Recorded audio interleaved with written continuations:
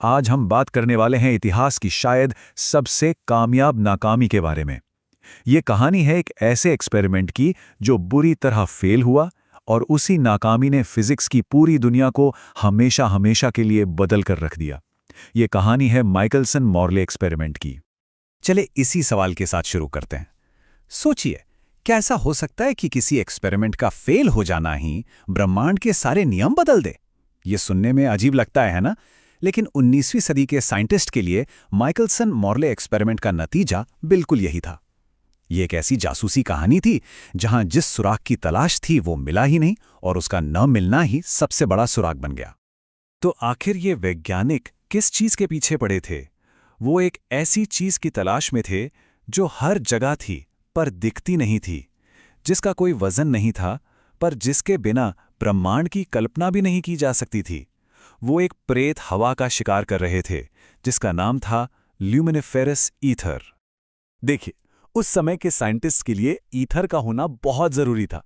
उनका तर्क सीधा था, जैसे आवाज को चलने के लिए हवा या पानी जैसे किसी मीडियम की जरूरत होती है, वैसे ही लाइट को भी तो स्पेस के खालीपन में चलने के लिए किसी न किसी मीडियम की जरूरत होगी। और बस उसी अनदेखे अनसुने मीडियम का नाम उन्होंने रखा था ईथर। और माना यह जाता था कि ये पूरे ब्रह्मांड में एकदम स्थिर है, एक शांत नदी की तरह। अब यहां से बात और दिलचस्प हो जाती है। अगर ईथर स्थिर है और हमारी पृथ्वी 30 किलोमीटर प्रति सेकंड की जबरदस्त रफ्तार से उसके बीच से गुजर रही है, तो हमें एक ईथर की हवा महसूस होनी चाहिए। ये बिल्कुल वैसा ही है जैसे आप एक तेज रफ्तार गाड़ी में जा रहे हों।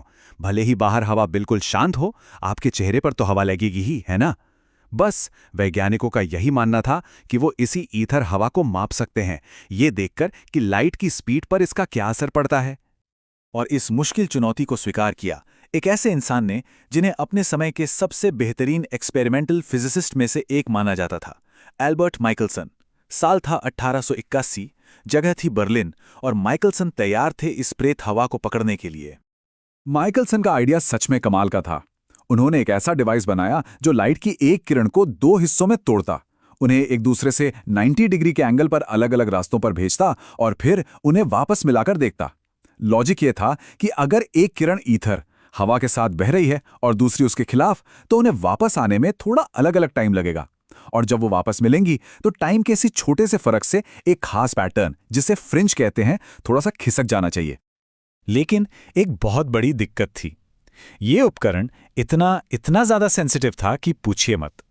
माइकलसन ने खुद लिखा कि लैब से 100 मीटर दूर सड़क पर किसी के चलने की आहट से भी उनके सारे रीडिंग्स खराब हो जाते थे। उन्हें आधी रात के सन्नाटे में काम करना पड़ता था, जब पूरा शहर सो रहा होता, पर वो भी काफी नहीं था। तो नतीजा क्या निकला? उन्हें कोई शिफ्ट नहीं मिला और उन्होंने बड़ी हिम्मत के साथ ऐलान कर दिया कि स्थिर ईथर की थ्योरी ही गलत है। लेकिन कहानी में एक ट्विस्ट था। कुछ समय बाद महान फिजिसिस्ट एच ए लॉरेंस ने बताया कि माइकलसन से अपनी कैलकुलेशन में एक छोटी सी गलती हो गई थी। जब उस गलती को सुधारा गया तो पता चला कि जो शिफ्ट उन्हें मिलना चाहिए था वो इतना छोटा था कि उनके उपकरण की गलती की गुंजाइश में ही छिप गया। मतलब 1881 का ये एक्सपेरिमेंट कुछ भी साबित नहीं कर पाया। खेल अभी खत्म नहीं हुआ था। लेकिन माइकलसन हार मानने वालों में से नहीं थे। वो अमेरिका लौटे और इस बार उन्होंने केमिस्ट एडवर्ड मॉले के साथ टीम बनाई। उनका सिर्फ एक ही लक्ष्य था, एक ऐसी मशीन बनाना जो इतनी सटीक और इतनी स्थिर हो कि इस सवाल का जवाब हमेशा के लिए मिल जाए। और यहीं से 1887 के उस ऐतिहासिक एक्सपेरिमेंट की नींव पड़ी। उनके सामने दो बड़े चैलेंज थे। पहला, धरती की छोटी से छोटी थरथराहट से भी छुटकारा पाना, और दूसरा, अपने उपकरण की सेंसिटिविटी को कई गुना बढ़ाना ताकि मामूली से मामूली शिफ्ट को भी पकड़ा जा सके। और जो हल उन्होंने निकाला वो सच में इंजीनियरिंग का एक चमत्कार था। जरा सोचिए, उन्होंने पूरा का पूरा एक्सपेरिमेंट एक बड़े से 1.5 मीटर के पत्थर के स्लैब पर सेट किया और फिर उस भारी भरकम स्लैब को पारे यानी मरकरी से भरी एक नाली में तैरा दिया। मरकरी ने एक ऐसा बेस बनाया जिस पर लगभग कोई फ्रिक्शन नहीं था। अब पूरा सेटअप एक उंगली के धक्के से घूम सकता था और बाहर की किसी भी वाइब्रेशन का उस पर कोई असर नहीं होता था। क्या कमाल का आइडिया था। और सेंसिटिविटी बढ़ाने के लिए तो उन्होंने गजब ही कर दिया। उन्होंने कई सारे शीशों का इस्तेमाल करके लाइट को बार बार आगे पीछे भेजा, जिससे लाइट का रास्ता 1.2 मीटर से बढ़कर सीधा 11 मीटर का हो गया। मतलब अब उनका नया उपकरण पहले वाले से लगभग 10 गुना ज्यादा सेंसिटिव था। कोई भी शिफ्ट अब बचकर नहीं जा सकता था। तो अब सब कुछ तैयार था। इतिहास का सबसे सटीक इंटरफेरोमीटर काम करने के लिए तैयार था। माइकलसन और मॉर्ले ने अपने उपकरण को बहुत धीरे धीरे घुमाना शुरू किया, दिन रात अलग अलग समय पर रीडिंग्स लेते हुए, और अपनी नजरें टिकाए रखीं उस छोटे से शिफ्ट पर जो फिजिक्स के नियमों के हिसाब से वहां होना ही चाहिए था। और उन्हें क्या मिला? कुछ भी नहीं, जीरो, सन्नाटा। नतीजे चौंकाने वाले थे। थियरी के हिसाब से फ्रिंज में अपनी जगह से 0.4 गुना का एक साफ साफ बदलाव दिखना चाहिए था, लेकिन जो उन्होंने असल में देखा वो 0.02 गुने से भी कम था। मतलब असल में कुछ भी नहीं। जिस ईथर हवा की उन्हें उम्मीद थी वो वहां थी ही नहीं, वो पूरी तरीके से गायब थी। अपने 1887 के रिसर्च पेपर में वो बहुत संभल कर लिख रहे थे, जैसे अच्छे साइंटिस्ट लिखते हैं। उन्होंने कहा कि अगर ईथर हवा है भी तो वो इतनी कमजोर है कि हमारी मशीन उसे पकड़ नहीं पा रही। लेकिन साइंटिफिक कम्युनिटी के लिए संदेश बिल्कुल साफ था। फिजिक्स की सबसे बुनियादी मान्यताओं में से एक शायद गलत थी। इस फेल्ड एक्सपेरिमेंट के नतीजे बहुत गहरे थे। इसने क्लासिकल फिजिक्स की नींव में एक बहुत बड़ी दरार डाल दी थी।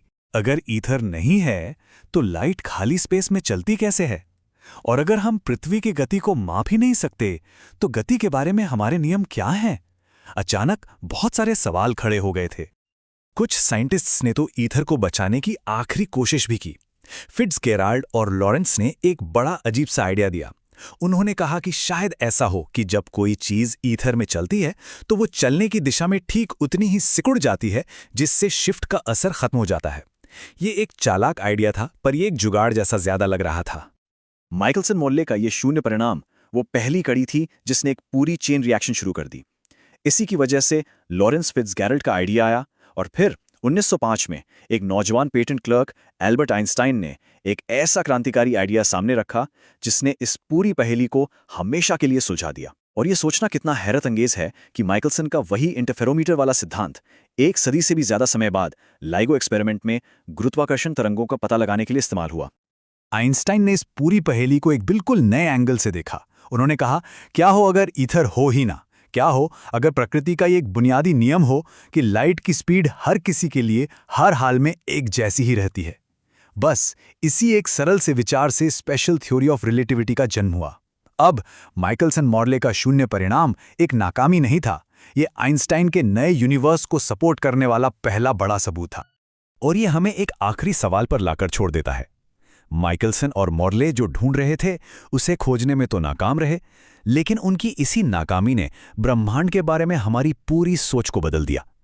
ये हमें सोचने पर मजबूर करता है कि आज विज्ञान में ऐसे कौन से हैरान करने वाले या शून्य नतीजे छिपे हैं जो भविष्य के किसी आइंस्टाइन का इंतजार कर रहे हैं।